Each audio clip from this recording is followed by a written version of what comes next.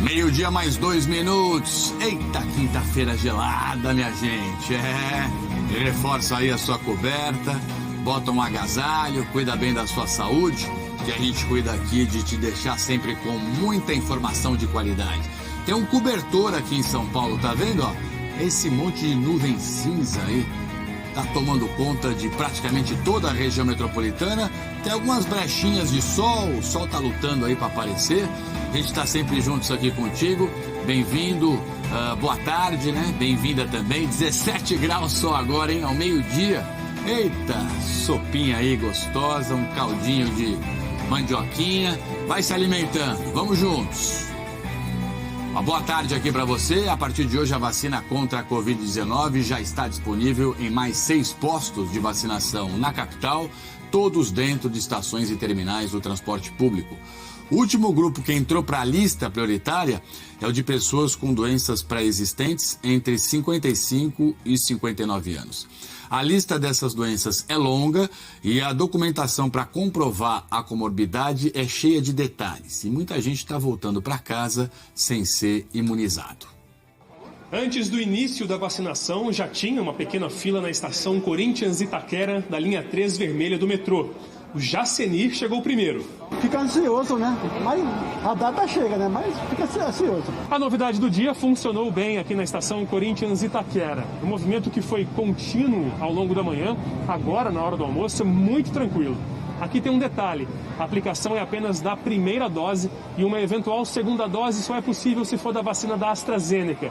Hoje, outros 5 postos parecidos começaram a operar, todos das 9h30 da manhã até às 5 horas da tarde. Além da estação Corinthians Itaquera do metrô, tem vacinação nas estações da CPTM, Guaianazes, São Miguel Paulista, Jardim Helena, Vila Mara e Itaim Paulista. E na EMTU, no terminal São Mateus. A partir da próxima segunda-feira, mais 3 estações do metrô entram para essa lista: República, Pinheiros e Butantã. O Antônio tem doenças cardíacas e tentou tomar a vacina em São Mateus. Até apresentou uma carteirinha mostrando que tem comorbidade, mas saiu sem vacina.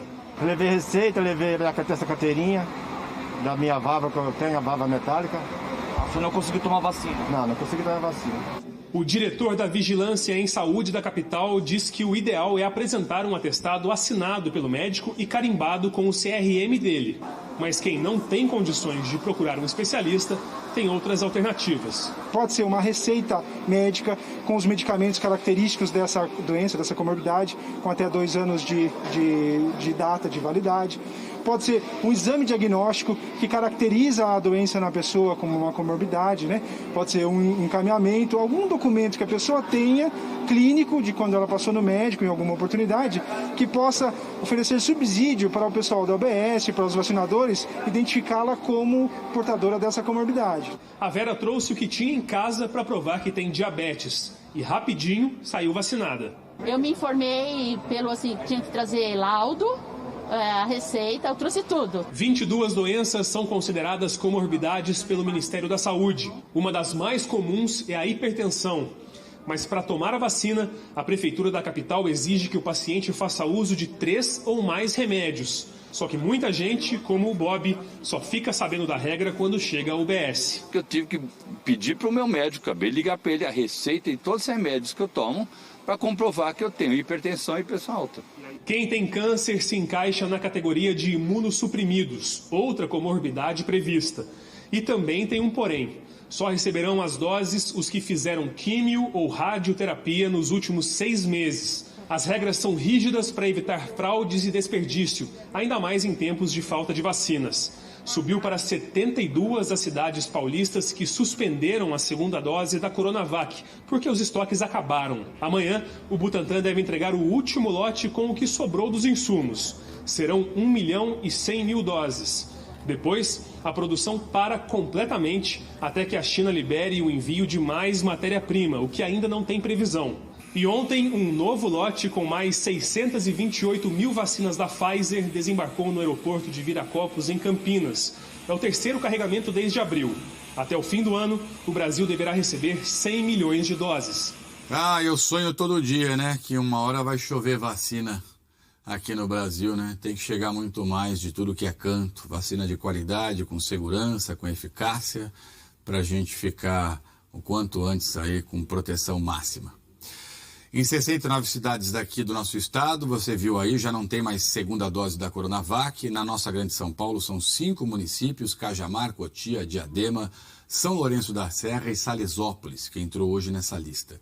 A Secretaria Estadual da Saúde informou que mandou doses suficientes para a aplicação das 2 doses no público-alvo e que, à medida que novos carregamentos forem liberados pelo Ministério da Saúde, vai distribuir para as cidades. Cada um diz uma coisa e a gente fica assim, né, nessa situação de vacina a conta-gotas. A gente nunca sabe o que é que está acontecendo na real. O Estado decidiu retomar a vacinação na semana que vem das grávidas e mulheres que deram à luz 45 dias atrás, aí nesse prazo, e que têm comorbidades. E tem também novos grupos entrando para essa lista prioritária. Vamos juntos aqui dar uma atualizada no nosso telão aqui para você. Dá uma olhada, ó. Amanhã, sexta-feira, então, entram as pessoas com deficiência permanente e as que têm entre 50 e 54 anos e comorbidades. Na segunda-feira, então, vem as grávidas, mulheres que deram à luz aí há menos de 45 dias, que têm comorbidades, vão ser vacinadas, então, em todo o estado. A imunização desses 2 grupos aqui foi suspensa, você acompanhou com a gente essa semana, por recomendação da Anvisa. Nessa retomada, essas mulheres, essas grávidas e que tiveram filhos recentemente vão receber doses da Coronavac. Né? Na questão da AstraZeneca, continua suspensa a vacinação para esses grupos por conta da investigação que está sendo feita em cima da vacina. Na terça-feira, dia 18, é a vez de motoristas e cobradores de ônibus e depois, na sequência, dia 21, serão vacinadas as pessoas com comorbidades ou deficiência permanente, com idade entre 45 e 49 anos. Esse grupo foi incluído ontem e tem 695 mil pessoas em todo o estado de São Paulo. Vamos voar? Vamos aqui com a nossa querida Mariana Aldano. Eita, que friozinho que deve estar em cima, hein, Mari? Bem-vinda e boa tarde. Aqui é mais geladinho, Tralha, uns 2 graus. Bom dia, boa tarde para você, boa tarde para todo mundo. E, Tralha, a gente começa falando sobre perrengue no transporte público. A gente sobrevoa agora a estação Vila Prudente, na linha 15 do monotrilho, e esse trem parado não está esperando o passageiro, não. É mais uma vez, é mais uma falha no sistema elétrico que compromete o deslocamento entre as estações Vila Prudente e São Lucas. A linha foi dividida em 2 circuitos e aí acontece da forma seguinte: entre Vila Prudente e Oratório, os trens circulam no esquema de bate-volta. Entre Oratório e São Mateus, os trens circulam nas 2 vias. Para esse trecho mais problemático, já foi acionado o sistema Operação Paese com os ônibus para aliviar um pouquinho, Trali. Valeu, Mari. Brigadão. Os velhos problemas, né? Envolvendo o monotrilho. Obrigado. O Estado de São Paulo lidera aí ranking de denúncias de irregularidades na vacinação contra a Covid-19 com 40% das queixas. A maior parte dos chamados fura-fila. Os dados são do Conselho Municipal do Ministério Público e foram obtidos pela Globo News, Conselho Nacional do MP. Dados aí que a Globo News conseguiu pela Lei de Acesso à Informação. Dá uma olhada comigo aqui, então. Isso é bem importante também. Das 949 denúncias recebidas em todo o país entre o fim de janeiro e o fim do mês passado, 385 foram aqui de São Paulo. 368 delas, acompanha comigo, ó, tem a ver com fura-fila, né? Aquele pessoal que insiste em tomar vacina antes dos grupos prioritários, ou seja, fura a fila do Programa Nacional de Imunização. Lembrando, então, que desde fevereiro o Estado tem uma lei que prevê uma multa aí de até R$100 mil para quem passa na frente dessa fila. E na sequência vem denúncias envolvendo autoridades públicas. E aí tem prefeito, vereador, secretários municipais, né? Por exemplo, aqui no estado de São Paulo foram 10 queixas nesse sentido, os nomes e as cidades não foram divulgados. As denúncias, as reclamações podem ser feitas pelo site do Conselho, que aparece aí para você na sua tela, tá bom? Ou pelas redes sociais da Ouvidoria Nacional do Ministério Público. Muito bem. Enquanto isso, olha só, a gente vê nessas denúncias de fura-fila, enfermeiros que atendem a domicílio, estagiários de enfermagem ainda esperam a vez de tomar a vacina. Tem um estudo do Conselho Regional da categoria mostrando que 1/3 dos profissionais e estudantes ainda não foi imunizado. A Luísa Vaz conversou com pessoas que estão nessa situação difícil, né, Luísa?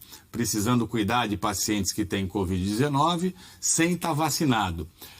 Vai ter mudança em relação a isso? Por que esse grupo não foi incluído? Boa tarde e bem-vinda. Oi, Trali. Boa tarde para você e para todo mundo que está com a gente. A princípio, não há nenhum tipo de previsão de mudança com relação a isso. Os estagiários das áreas de enfermagem continuam fora dos grupos prioritários, pelo menos neste primeiro momento, embora o Conselho Regional de Enfermagem já tenha feito reuniões aí com as secretarias de saúde, tanto do município quanto do estado, para tentar negociar essa ampliação. Porque, afinal de contas, são pessoas que estão trabalhando sim no atendimento de pacientes, muitas vezes em UBSs, em hospitais, mas estão de fora dos grupos prioritários. É uma queixa antiga da categoria, e aí o que o Conselho Regional de Enfermagem fez foi ouvir a categoria. Entre os dias 20 e 30 de abril, eles ouviram mais de 12 mil profissionais e estudantes da área, estagiários, e descobriram que 34,9% desses profissionais não foram vacinados. Por N motivos, mas a maioria, 79,4% deles, não teve acesso à vacina, não está incluído aí nos grupos prioritários. E aí é claro que isso gera uma preocupação de quem ainda não foi imunizado. Vamos ver na reportagem. A gente cuida do paciente, fica na linha de frente do paciente e eu não vejo o porquê nós não podemos tomar a vacina, né? Eu acho um pouco de descaso. Apesar da vacinação contra a Covid-19 ter começado pelos profissionais da saúde, uma parte da categoria não foi incluída no primeiro grupo prioritário do Plano Nacional de Imunização. São os profissionais autônomos e os estagiários. É o caso dos enfermeiros. Um levantamento do Conselho Regional da categoria, com mais de 12 mil profissionais e estudantes, mostra que cerca de 1/3 deles não foi vacinado. Desses, os que mais esperam por vacina são os estagiários de nível médio, quase 85%. Na sequência, vêm os enfermeiros que atendem a domicílio e os estagiários de nível superior. 3 em cada 4 deles ainda não foram imunizados. Esta estudante, que faz estágio no pronto-socorro de um hospital público, preferiu não aparecer. Ela contou que vai se formar como técnica em enfermagem no fim do semestre. Trabalha na triagem de pacientes e se sente exposta. Então já aconteceu com colegas minhas de atender um paciente assintomático que estava com Covid. Estamos sujeitos a pegar paciente que está com Covid mesmo sem saber. O Conselho de Enfermagem diz que fez reuniões com a Prefeitura de São Paulo e com o governo, mas ainda não tem previsão para vacinar os estagiários. Isso traz um desgaste mental muito grande para as pessoas, depressão, tristeza excessiva, o que pode prejudicar a sua vida social de maneira significativa. Para os profissionais autônomos, que são aqueles que não trabalham em hospitais, UBSs e clínicas, a vacinação já começou, mas de forma escalonada, por idade. A partir da segunda-feira, quem tem 42 anos ou mais vai ser vacinado na capital. Mas para esta enfermeira que trabalha com atendimento a domicílio por uma empresa privada, a vacina precisaria ter vindo antes. Numa rotina puxada, atendendo a mais de 10 pacientes todos os dias, ela se contaminou pela segunda vez. Eu perdi minha mãe tem 1 mês e 20 dias de Covid. E a gente sabe que essa doença é traiçoeira, né? Hoje eu tô bem, a gente vive um dia após o outro. Hoje eu tô bem. Amanhã eu não sei. A Secretaria Municipal da Saúde diz que segue orientações do Programa Nacional, e Estadual de Imunização, inclusive para abertura de novos grupos para vacinação. A Secretaria Estadual de Saúde ainda não respondeu isso para a gente, o que vai fazer. Mas o fato é esse, tem que proteger ao máximo, especialmente as pessoas que estão aí cuidando, de pacientes com Covid-19. Sobre vacina ainda, mas aí eu quero falar sobre a vacina da gripe. O Instituto Butantan vai começar testes clínicos de um novo imunizante contra a doença. Deve proteger contra 4 tipos do vírus influenza. Hoje as vacinas da gripe são trivalentes, ou seja, imunizam contra 3 tipos de vírus diferentes. Rafael Ihara tem informações para a gente em relação a isso. O estudo pretende contar com 6.500 voluntários de várias faixas etárias, crianças e adolescentes de 3 a 17 anos, adultos de 18 a 59 anos e idosos acima de 60. Aqui no estado, a capital e mais 4 cidades vão participar do estudo: Serrana, São José do Rio Preto, Ribeirão Preto e São Caetano do Sul. Mas o Butantan também deve contar com a ajuda de centros de pesquisa de Belo Horizonte, Porto Alegre, Pelotas, Fortaleza, Recife e Laranjeiras, no Paraná. Em alguns casos, as instituições parceiras ainda estão sendo escolhidas. A Faculdade de Medicina de Ribeirão Preto e a Faculdade Municipal de São Caetano do Sul, inclusive, já começaram os testes. Quem tiver interesse em se voluntariar deve procurar os centros de pesquisa dessas cidades. O estudo já foi autorizado pela Anvisa, a Agência Nacional de Vigilância Sanitária, e começou no início do ano. O imunizante inclui 4 cepas do vírus influenza e 2 da linhagem B. A previsão é que os resultados fiquem prontos ainda em 2021, mas só depois disso e da autorização da Anvisa é que a vacina tetravalente contra a gripe vai poder ser oferecida na rede de saúde. Muito bem, muito obrigado, Rafael Ihara. Helena Marques já está aqui com a gente. Eli, bem-vindo e boa tarde. Obrigada, Trali. Boa tarde para você, boa tarde a todos. É bom mesmo tomar essa vacina da gripe. A gente sabe que o inverno ainda não começou, mas a friaca já está pegando. Já está aí alguns dias, né? E vai continuar, viu? O inverno começa oficialmente só no dia 21 de junho. Então falta pouco mais de um mês, mas hoje já está bastante frio, né? A menor temperatura da cidade foi registrada em Capela do Socorro, que fica na Zona Sul, 10,7 graus. Socorro! Socorro, Trali. No Mirante de Santana, Zona Norte, é onde fica o termômetro do Instituto Nacional de Meteorologia, fez 13,2 graus. Até agora, a menor temperatura do ano na capital. Lembrando que no Mirante de Santana é onde o Instituto Nacional de Meteorologia colhe as informações para a base de dados da capital. Então, é esse aí, 13,2, essa temperatura que entra, né, para a base de dados da capital, e depois a gente dá aquelas médias do mês. E também por lá são esperados apenas 19 graus de máxima hoje. A temperatura não passa dos 19 graus, frio até no dia de hoje. A frente fria, essa já foi embora, é aquela que traz chuva, tá lá no Rio de Janeiro provocando chuva por lá. Mas agora tem essas setinhas aqui, né? Elas mostram o vento de sul, que é um vento úmido, que é um vento frio. Essa umidade aí mantém as nuvens, por isso é que hoje a gente está com muita variação de nebulosidade. Tem hora que o sol se esforça, sai um pouquinho, mas depois vem a nuvem e predomina. E também por causa do ar frio que está predominando, a temperatura não dispara mesmo. Bom, pelo menos não tem previsão de chuva hoje, porque chuva e frio é uma combinação cruel, né, Trali? Muita gente não gosta. E amanhã é sexta-feira, né, Eli? Vai continuar assim, não vai? Olha, amanhã, sexta-feira, olha o que acontece aqui. Tempo firme em praticamente todo o estado. Tem uma pontinha aqui no litoral sul que vai ter mais nuvem, mas não tem nem previsão de garoa, foi atualizada agora. Apesar do tempo firme, nada de calor, viu? Essas são as mínimas previstas para amanhã. 12 graus de mínima aqui na capital, 8 lá no sul do estado, região de Itapeva. E mesmo em regiões que são muito quentes, por exemplo, região de Franca, Ribeirão Preto, região de Araçatuba, mínimas muito baixas, 14 graus amanhã. Máximas, também nada de calor. Olha, na capital máxima de 20 graus, no litoral temos 21, 23 graus, 19 lá em Campos do Jordão. E a região mais quente está mais ao norte do estado, com 28 graus. Aí calor, mas é uma região que no verão as temperaturas passam facilmente dos 30 graus, né? Agora, no fim de semana pode voltar a chover aqui na Grande São Paulo, só que é pouca chuva também. Então tá aqui, sábado, olha, mínima de 14, máxima de 20 na capital com um pouquinho de chuva, região de Sorocaba fria também sem chuva, em São Sebastião uma chuvinha pouca também no sábado. E no domingo nada de muito calor, também o frio predomina por aqui com máxima de 21 graus no domingo, Trali. Minha amiga, vamos nos cuidar. É isso daí. Sopa de mandioquinha e deixa a janela aberta para dar uma arejadinha. É verdade. Vamos cuidar, né, de quem não tem essa janela aberta, de quem está na rua, de quem não tem o que comer, o que vestir. Vamos fazer a nossa parte, campanha ser solidários, né, é isso aí, com essas pessoas aí. Valeu, Eli, um beijo. Até amanhã, brigadão. Tchau, tchau. Mariana Aldano, voltamos contigo ao vivo, Mari, 12:21 agora.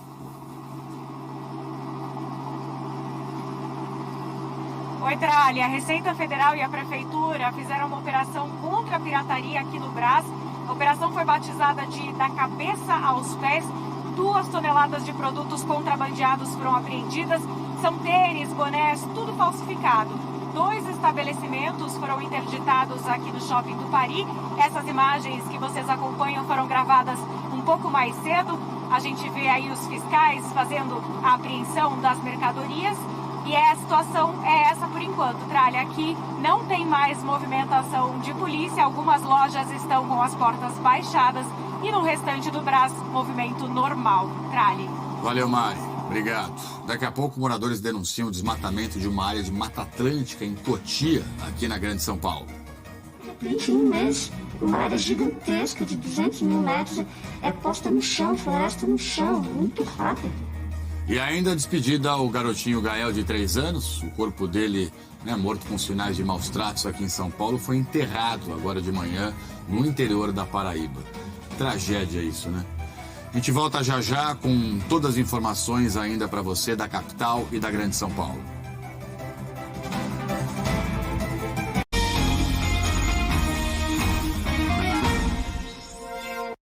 Meio-dia e 25 agora, voltamos ao vivo sempre com você. Muito obrigado pela sua companhia. A situação no Hospital São Paulo continua complicada.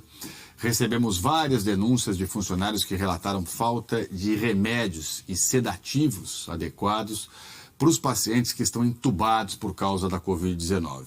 E outro problema sério por lá é a superlotação. Vamos ao vivo até o Hospital São Paulo com a Zelda Mello. Zelda, boa tarde, é um prazer ter você aqui também. Qual é a situação do hospital agora? Conta pra gente, por favor. Oi, Tralha. Boa tarde a todos. Olha, pouca coisa mudou desde que nós recebemos essas denúncias. Eu conversei com os funcionários que me disseram que agora pela manhã até chegou um sedativo que estava em falta, mas acabou um analgésico, fentanil, muito importante nesse processo de intubação de pacientes. Quer dizer, chega uma coisa, falta outra. A lista de medicamentos que estão aí em falta é enorme, essa lista é muito grande e eles estão com muita dificuldade de cuidar desses pacientes. A gente lembra que o Hospital São Paulo também está recebendo pacientes com Covid. Aqui funciona como um hospital escola para a Universidade Federal de São Paulo, que também está com cortes no orçamento. E essas dificuldades, elas não vêm de hoje, não.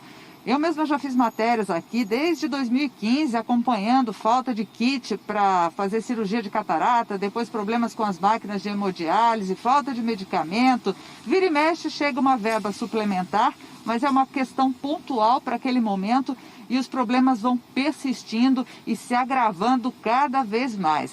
Vamos ver na reportagem. O desconforto, a dor, estão em cada puxada de ar. A respiração desse paciente de Covid-19 entubado e sem sedação mostra a perversidade que é não ter anestésicos adequados. O vídeo foi feito por um funcionário que não quis se identificar, mas desabafou sobre a triste realidade. Isso prejudica de fato assim, o cuidado do paciente, sabe? Foi angustiante. Eu, a enfermagem, a fisioterapia, a gente ficou horas lutando para tentar ajudar aquele paciente, fazendo medidas paliativas, assim, em termos de sedação, que não são adequadas, sabe? Não são o mínimo do que deveriam ser feitas. 4 medicações do chamado kit intubação acabaram, de acordo com funcionários. E eles afirmam que há outros 13 remédios, como antibióticos, analgésicos e anticoagulantes, que também estão em falta. Nesta ficha, todos os medicamentos aparecem com a anotação NDF ao lado, o que significa não disponível na farmácia. Das medicações que a gente usa para fazer sedação, nas UTIs ou na sala de emergência.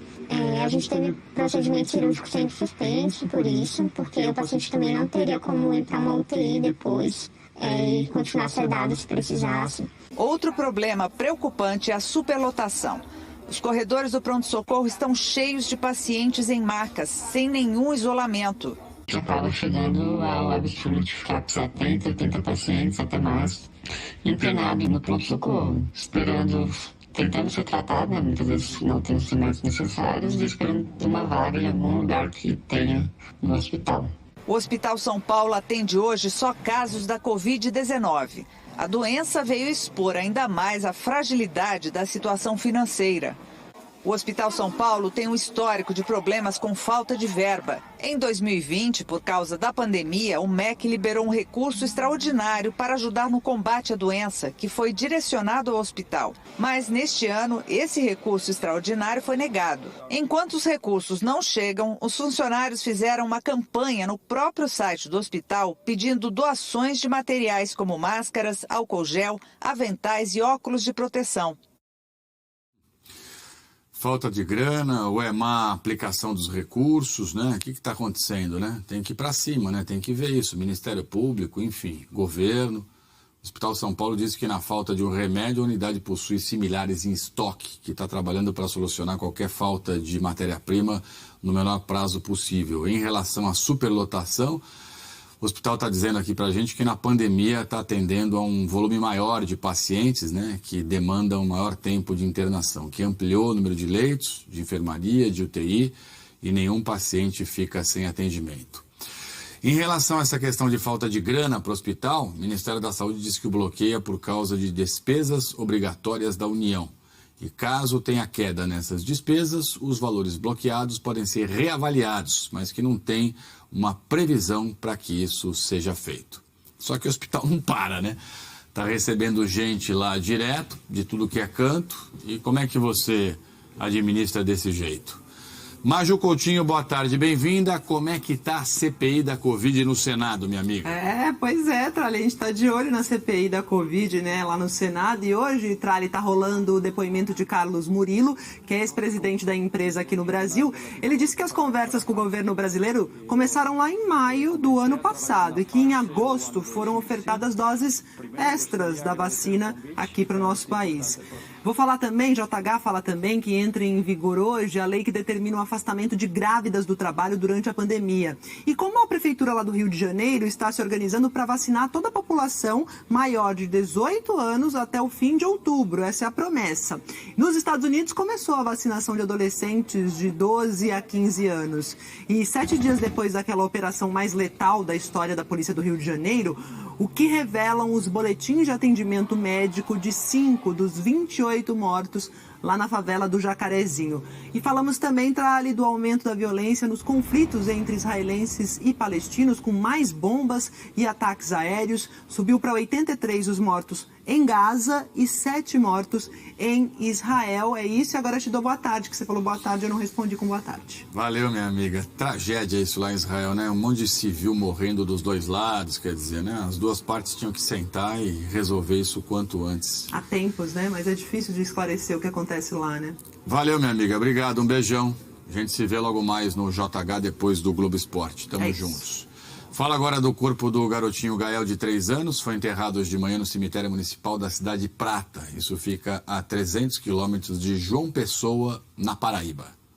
A cerimônia durou apenas 5 minutos por causa da pandemia e só a família e a imprensa puderam participar. O velório também já tinha sido restrito na casa da família para evitar aglomerações.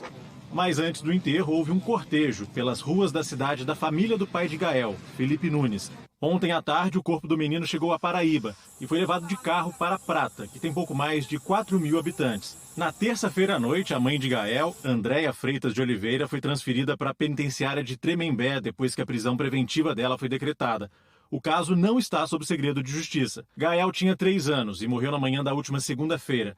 O SPU mostrou imagens da câmera de segurança do prédio. Nelas, o menino aparece chegando no domingo, na hora do almoço com o pai e subindo para o apartamento com a tia-avó. Na segunda-feira, as imagens já mostram funcionários do SAMU levando Gael para o hospital e cerca de 2 horas depois a mãe, Andréia. As fotos do apartamento que Gael morava mostram que o quarto dele só tinha um colchão no chão e que os brinquedos estavam todos guardados em sacolas. A mãe da Andréia, né? A defesa da Andréia, que é mãe do Gael, não quis se manifestar. Essa história me deixa sempre péssimo. Olha só, moradores de Cotia, aqui na Grande São Paulo, mandaram uma denúncia muito grave de uma área imensa de mata nativa que estava sendo devastada lá em Cotia. E a gente foi para lá conferir. O que a gente descobriu é o seguinte, que estão derrubando tudo de maneira ilegal. Olha que sério isso, para abrir lotes irregulares. Da Páscoa para cá, milhares de árvores foram derrubadas. Felipe Mancuso foi para essa região, conversou com o pessoal É uma tragédia ambiental, né, Felipe? É um prejuízo gigantesco aí, não só para os vizinhos, como para os moradores da cidade e para todos nós, de certa forma, né? Porque você devasta uma área verde, quem perde somos nós, como população e sociedade. O que é que você descobriu aí, hein? Boa tarde. Oi, Tralha, boa tarde para você, boa tarde a todos. Essa história é revoltante mesmo. Os moradores, eles têm medo de mostrar o rosto, né? Justamente porque ninguém sabe de fato de quem é essa área, quem que está construindo aqui. E o mais curioso de tudo é que para você construir uma pequena chácara num lugar como esse, que a gente está, são necessárias várias autorizações, topografia, impacto ambiental, supressão de mata. E aí, Luciano Mattioli vai mostrar para vocês agora, dá só uma olhada no estrago que fizeram aqui nessa área gigante. Aqui, Mata Nativa, Mata Atlântica, né? Aqui, bem no limite entre Embu das Artes e Cotia. Importante que a gente diga que desde segunda-feira, segundo os moradores, as máquinas não são vistas por aqui. Tudo que foi feito aqui é ilegal. Segundo a CETESB, essa área desmatada não conta com licenciamento ambiental nem autorização de retirada de árvores. A Prefeitura de Cotia, onde fica a maior parte do terreno, endossa essa informação, diz que também não concedeu nenhum licenciamento para a obra em questão e que fiscais vão vir aqui ao terreno para tentar descobrir de quem é essa área. Mas é chocante você ver que ao fundo tem ainda árvores, né? A floresta de pé, como a gente chama, e nesse imenso descampado, a mata foi totalmente destruída, totalmente devastada, num processo muito rápido. Vamos ver a reportagem. O clarão no meio do verde dá uma dimensão do estrago causado pelas máquinas. Essa área, hoje deserta de árvores, fica no Parque dos Caetés, bem no limite entre Cotia e Embu das Artes. Moradores que vivem na região gravaram as imagens com um drone para denunciar a devastação, que, segundo eles, foi muito rápida. De repente, em um mês, uma área gigantesca de 200 mil metros é posta no chão, floresta no chão, muito rápido, muito rápido. Uma mata nativa, mata atlântica. As máquinas trabalhavam o tempo inteiro, sábado, domingo, 7 dias por semana, até 7, 8 horas da noite. Só depois de uma semana que a gente ouvia os barulhos da máquina que eles começaram a tirar a parte próxima da estrada e aí abriu a clareira e a gente pôde ver. E aí causou um impacto muito grande porque foi muito rápido e uma área muito grande. Do lado de fora, o terreno é murado e cercado por tapumes, mas dá para ver que uma grande área não tem mais árvores. Uma placa chegou a ser colocada com supostas autorizações concedidas pela CETESB para a obra. Tudo falso, segundo a própria CETESB. Agora, a placa misteriosamente desapareceu. Na internet, anúncios da área dizem que esse é um bom local para investimento. Eu tenho esse loteamento aí, um loteamento que está começando agora a infraestrutura, tá? Está bem no início mesmo, por isso que o lote está nesse valor promocional, certo? Então, o que acontece? Lá, esse lote aí, ele já está com toda a documentação ok. A gente percebe que houve um relaxamento muito grande, tanto na fiscalização quanto no combate, né, nas medidas de repressão, quando já se localiza alguma situação de devastação. Esta, nem de longe, é a única área que vem sendo desmatada em Cotia. Esse mapa, feito por um grupo de especialistas em mapeamento de biomas, mostra o crescimento do desmatamento em Cotia desde 1985 até 2019. A área em vermelho, com muitas construções, cresceu muito, principalmente ao longo da rodovia Raposo Tavares, que corta a cidade. No município fica o sistema Alto Cotia, que abastece 400 mil pessoas em cidades da região oeste da Grande São Paulo. Esse ambientalista explica que o desmatamento na região é uma ameaça para todos. À medida em que nós temos a supressão desses remanescentes de Mata Atlântica, nós estamos expondo a população a doenças como dengue, zika, chikungunya, febre amarela. Nós estamos comprometendo nascentes e comprometendo a oferta de água na região metropolitana de São Paulo, prejudicando os mananciais, aumentando a temperatura, porque essas matas elas têm o poder de amenizar a temperatura e também tornando o clima cada vez mais seco para todos os municípios da região metropolitana de São Paulo. Então é um malefício generalizado que se dissemina cada vez que uma área dessa é invadida. Que futuro que a gente quer dar para os nossos filhos, para as nossas crianças, se a gente está detonando a natureza nessa velocidade e sem piedade nenhuma, né? Isso está cheirando grilagem, tem alguma coisa muito esquisita nessa área de Cotia aí. A CETESB confirmou que a devastação é criminosa e irregular, diz que a Polícia Ambiental foi acionada, que essa construção foi embargada. A Secretaria do Verde, do Meio Ambiente de Cotia, também diz que não concedeu nenhuma licença ambiental para fazer nada ali. Diz que uma equipe de fiscais esteve no local essa semana, só que não encontrou ninguém no terreno. Diz que está levantando quem são os donos responsáveis pela área para tomar providências necessárias. A gente entrou em contato com a construtora que seria responsável, de acordo com o vendedor, né? Uma empresa de nome Passárgada, e a gente descobriu que essa construtora não existe. Olha o rolo que está isso daí. Então tem que entrar Polícia de Cotia, Prefeitura de Cotia, Ministério Público, tem que ir todo mundo para cima disso. E tem que devolver de alguma forma essa área verde perdida. Como? Eu não sei, vai ter que replantar tudo, mas não dá para continuar assim. Mariana Aldano sobrevoa esse terrenão destruído, essa área verde aí destruída. E aí, Mari, do alto, o que é que você vê agora? Isso, Trali, na teoria tem proibição, tem embargo, mas na prática tem máquinas trabalhando por aqui. A gente consegue ver 2 tratores, 2 retroescavadeiras e alguns homens por ali também realizando algum tipo de trabalho. E aí, abrindo a imagem, a gente consegue ver o tamanho do estrago nesse cinturão verde que protege as nascentes do sistema Alto Cotia, que abastece grande parte das cidades da região oeste. Infelizmente, era para essa área estar muito mais verde. A gente consegue, com a imagem aberta, ver que são vários blocos desmatados e, infelizmente, então, mais um exemplo lamentável da ação destruidora e inconsequente do homem na natureza, Trali. Mas você acabou de flagrar, tem gente lá, Mari. Então cadê a Polícia Ambiental, cadê a PM, cadê a Polícia Civil, cadê a Fiscalização de Cotia, cadê a CETESB, cadê esse pessoal todo? Por que não estão lá agora, vendo o que está acontecendo ali? Pegando essas pessoas, conversando, pedindo, levando para a delegacia, cadê? A gente flagra e ninguém faz nada. Olha a quantidade de autoridade envolvida num escândalo desse. Valeu, Mari, obrigado. É inacreditável, né, gente? Como é que você fecha os olhos para uma devastação desse tamanho? É de chorar, né? Tem até alguém falando disso aqui nas redes sociais que eu estava dando uma olhada já, ó. Quer ver? Aqui em Cotia, ó, a Cláudia, ó. Estão acabando com toda a vegetação para construir condomínios em todos os lugares. Um absurdo. É isso, né? É a exploração imobiliária e muitas vezes clandestina, irregular, mentirosa, né? Como suspeita do que a gente está vendo ali em Cotia, nessa reportagem especial e no flagrante do Globocop. Raquel, não são só enfermeiros, mas todos os profissionais de saúde autônomos na capital estão trabalhando desprotegidos. Sou cirurgião dentista, não me vacinei ainda. Muita questão em relação a isso, né?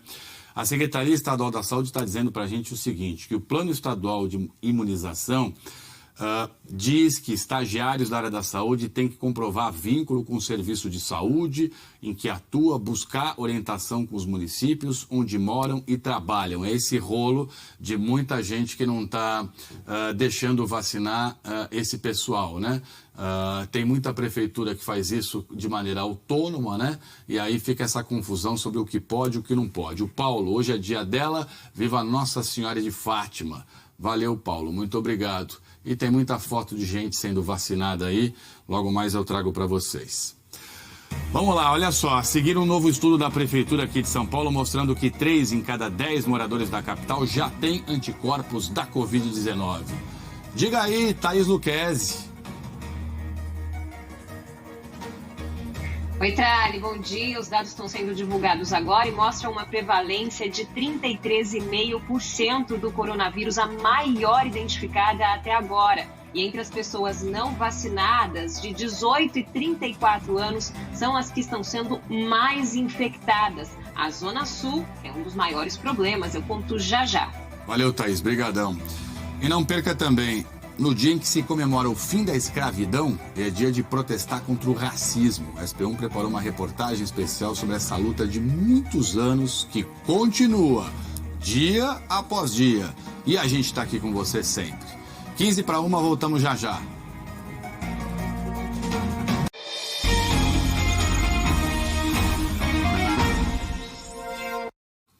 Meio-dia e 47 agora, estamos sempre ao vivo. Prefeitura de São Paulo acaba de divulgar os resultados de mais uma etapa do inquérito sorológico da Covid-19. Revelou a maior taxa de prevalência até agora, 33,5%. O número representa, portanto, a proporção de adultos não vacinados que apresentam anticorpos nos testes. Thaís Luquezzi ao vivo aqui comigo. A Thaís acompanhou a divulgação desses dados todos, tem mais detalhes aqui para nós. Bem-vinda, boa tarde. O que é que você destacaria aqui para a gente já de cara, Thaís?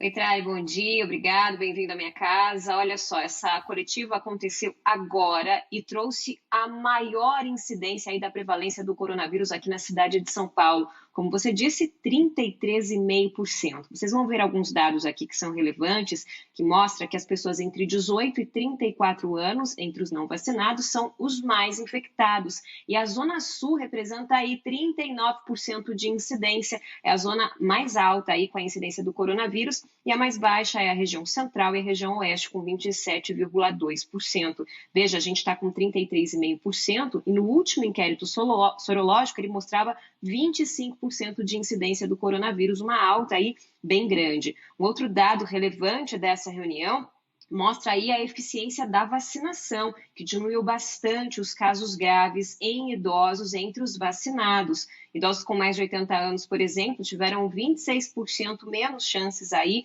de terem casos graves de Covid-19. Pessoas com mais de 90 anos reduziram em 37% a incidência de casos graves, entre 65 e 69 anos, queda de 21%, e entre 60 e 64, 15%.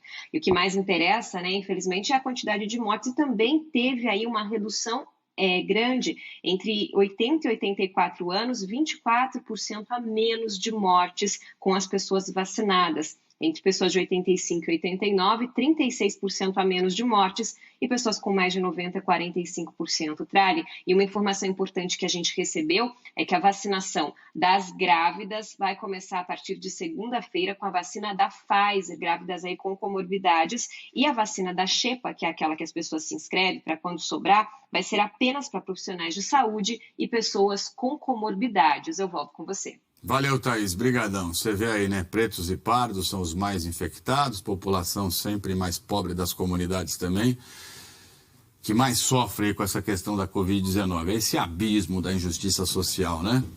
Perverso isso.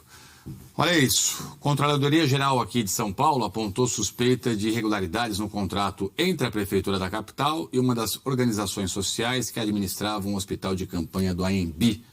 Lembra dele? Aquela estrutura gigantesca montada ano passado? Ele foi fechado em setembro e os auditores apontaram problemas como a falta de justificativa para a escolha da organização social, valores maiores do que outros serviços parecidos e até sobrepreço na contratação de ambulâncias. O Fernando ficou 12 dias internado no hospital de campanha do AMB, 4 em um leito de estabilização. No começo eu sentia febre, só febre alta de 39, chegando até pontos de 40 graus. Minha saturação estava baixando muito. Aí eu fiz o procedimento de usar o respirador lá. Ele foi um dos mais de 6.000 pacientes do hospital. Os leitos foram inaugurados no dia 11 de abril do ano passado. E em setembro foram desativados. Depois do fechamento do hospital, o AMB não voltou a receber eventos. É que a pandemia continua. Hoje não tem praticamente nenhum movimento por aqui, exceto o de alguns funcionários. Mas mesmo com o fim dos leitos, a gestão do hospital está sendo questionada. É que a Controladoria Geral do município fez uma auditoria nos contratos e encontrou a suspeita de irregularidades. 2 organizações sociais administravam o AMB, o IABAS, Instituto de Atenção Básica e Avançada à Saúde, e a SPDM, a Associação Paulista para o Desenvolvimento da Medicina. O contrato com a SPDM previa um valor de R$ 35.292.000. Segundo o relatório, o município não detalhou o motivo da escolha da SPDM. A prefeitura deveria ter juntado documentos, estudos e pareceres que demonstrassem as vantagens do contrato. Mas isso não foi feito. Ainda de acordo com a controladoria, a secretaria fez contratos com várias organizações para gerenciar os hospitais de campanha, mas apesar da mesma finalidade, os valores foram divergentes. E os auditores também apontaram sobrepreço na contratação de ambulâncias. Enquanto a SPDM pagou R$ 203 mil para uma viatura de UTI, o IABAS, outra organização que também administrava o hospital de campanha do AMB, pagou R$ 150 mil para 2 ambulâncias. O SP1 acompanhou a história do hospital de campanha do AMB desde o começo. No ano passado, nós mostramos denúncias de pacientes e funcionários que reclamavam da falta de estrutura. Na época, prefeitura e as organizações sociais negaram os problemas. Para a professora de administração pública da FGV, mesmo em um momento de emergência, o município precisa ter responsabilidade com o dinheiro público. É no momento que a gente vê que a eficiência é super importante, né? Porque é quando o governo tem que fazer mais com menos recurso. A responsabilidade por dinheiro público não é tanto para obedecer regras, procedimentos e formalidades, mas é para poder gerar mais valor público, então para a população poder ser mais bem atendida. Claro, né? Você fazer mais com menos, né? Para isso que existe o poder público, usar bem o dinheiro nosso do povo, nosso dinheiro de impostos. A SPDM está alegando, está dizendo que economizou quase 6 milhões de reais e que esse valor já foi devolvido para a prefeitura. Diz também que o preço da compra de insumos matéria-prima foi 62% menor do que o levantamento da Controladoria Geral da União. E diz que o custo final dos leitos foi 28% menor. A Prefeitura de São Paulo está dizendo que os gastos das organizações vão para a prestação de contas e estão sujeitos a devoluções. A Secretaria da Saúde diz que já devolveu mais de 20 milhões de reais para os cofres do município. As organizações foram escolhidas por critérios técnicos e na necessidade da pandemia, de acordo com a Prefeitura. Hoje são comemorados os 133 anos da abolição da escravatura aqui no Brasil. Lembrando um pouquinho aqui para você, foi um dos acontecimentos mais marcantes da nossa história. O fim do trabalho escravo veio por meio da Lei Áurea, assinada em 13 de maio de 1888 pela regente do Brasil, a princesa Isabel. Só que você sabe, o país está longe de respeitar e de viver uma democracia racial. Por isso, hoje também é dia de protestar. Frente Nacional Antirracista fez um ato hoje de manhã no Jardim Damasceno, na Brasilândia, zona norte aqui da capital. Distribuíram camélias, né, que simbolizam a luta abolicionista. A flor, ela plantada no Jardim das Casas de pessoas que se juntavam à causa contra o racismo. Foi criado também um manifesto para denunciar exatamente as relações de trabalho que não têm mecanismos de amparo e inclusão para os negros. E por causa da pandemia foi dia também de distribuir 2.000 cestas básicas para famílias que se cadastraram. São pessoas que vivem em comunidades carentes da região, né? Aquela região da Brasilândia, quilombolas, indígenas, ribeirinhas também. Isso está rolando em outras capitais do Brasil e tem a parceria da CUFA, que é a Central Única das Favelas. Belo trabalho e protesto importantíssimo. Durante 25 anos, no dia 13 de maio, representantes de movimentos negros saíam pelas ruas aqui de São Paulo numa caminhada noturna para relembrar fatos que marcaram a trajetória dos negros. Era uma maneira de denunciar, segundo eles, a farsa que foi a abolição da escravatura. A pandemia suspendeu essa marcha, mas não calou quem sempre lutou pela igualdade de direitos. A Andrés Oliveira preparou uma reportagem especial aqui pra gente. Sou negro sim, não tenho vergonha não, Desde a abolição, eu luto. O objetivo inicial da marcha noturna pela democracia racial era justamente ressignificar essa ideia de democracia racial. Porque a ideia de democracia racial no Brasil foi construído como um mito. Foi construído como uma forma de difundir uma ideia de que no Brasil não precisava haver luta, não precisava haver mobilização da população negra, uma vez que não havia racismo no Brasil.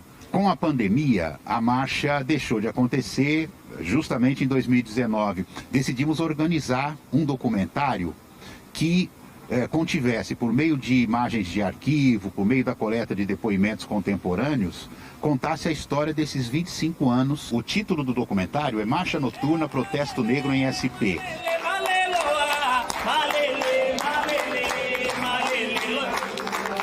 Eu sou Gilson Nunes Vitória, mais conhecido como Gilson Negão. Tenho 74 anos, sou do CONEM São Paulo, Coordenação Nacional de Entidades Negras. Participo da organização desde a primeira marcha. Nós saímos com tochas e velas acesas, né? Que era para simbolizar a questão da quando os negros fugiam. O nosso horário das 10 horas era porque na madrugada é que os negros fugiam e perdiam suas fugas das senzalas. Então o horário da marcha noturna é para simbolizar a fuga dos negros das senzalas. A marcha tem essa atualização mais uma vez por conta hoje desse debate planetário em torno do assassinato de George Floyd e do debate sobre a questão dos monumentos, né? Dos monumentos históricos que homenageiam escravocratas, bandeirantes, no caso de São Paulo. Essa questão dos monumentos é uma reivindicação antiga, porque dos 377 monumentos que a gente tem em São Paulo, apenas 4 homenageiam personalidades negras, como a estátua de Zumbi dos Palmares. Mas não é só isso. Hoje cedo teve um protesto para pedir a retirada de monumentos que homenageiam escravagistas, como esse aqui, que fica na zona sul da capital. Borba Gato ganhou essa imagem gigante. Ele foi um traficante de escravos. A sociedade brasileira, ela é plural, ela é mista, ela é complexa, ela é dotada de diferentes grupos e quando nós pensamos as homenagens, elas devem contemplar todos os grupos e todos os setores sociais. A contribuição dos africanos e seus descendentes na história do Brasil, ela é ímpar. Eles contribuíram em todos os campos do conhecimento. Então, na questão cultural, nas músicas, nas danças, na forma de se pensar a sociedade, na língua, nas relações de trabalho, quais os rumos que nós podemos tomar daqui em diante. Inclusão em todos os espaços, nos espaços educacionais, nos espaços de trabalho, nas posições de chefia, nas posições de liderança. Estamos numa sociedade diversa, mas essa diversidade precisa caminhar com princípios de igualdade. Exatamente, é uma sociedade diversa e absolutamente desigual. Não faz o menor sentido mais isso no século XXI. Estamos todos juntos nessa luta, nesse combate, né, contra o racismo, o preconceito e em busca de oportunidades iguais para todo mundo. Ninguém aguenta mais essa injustiça toda aí, social, racial. Chega, né? É uma batalha de todos nós. Felipe Diniz, bem-vindo e boa tarde, meu amigo. Tudo bem, Trali? Boa tarde para você, boa tarde a todos. Olha, no Globo Esporte a gente vai mostrar, Trali, uma história muito legal do Nailson. Ele é zagueiro do Juventus e também está fazendo sucesso na internet. Tem um canal lá chamado Sonho de Jogador. Ele mostra bastidores do time, né? O Juventus na 2ª divisão paulista. Tá bem legal, a gente mostra essa reportagem em detalhes. E você vai ver também tudo sobre o jogo do São Paulo. Ontem, empate contra o Rentistas no Uruguai, 1-1, time cheio de reservas. Esse aí foi o gol marcado pelo Orejuela, o estreante da noite. Um bom empate para o São Paulo na Libertadores. Tudo isso já no GE, Trali. Valeu, queridão. A gente se vê já. Então já vou encerrando aqui. Você já entra em campo aí. Um abração. Deixa comigo. Tchau. Terminou o SP1. Amanhã tem mais. Sexta-feira, meio-dia. A gente está te esperando aqui. E eu vou me despedir de você aqui com essa paisagem de São Paulo. Nosso estúdio panorâmico. Tá bom? Um abraço, fique em paz. Muito obrigado pela sua companhia. Se cuide e até amanhã.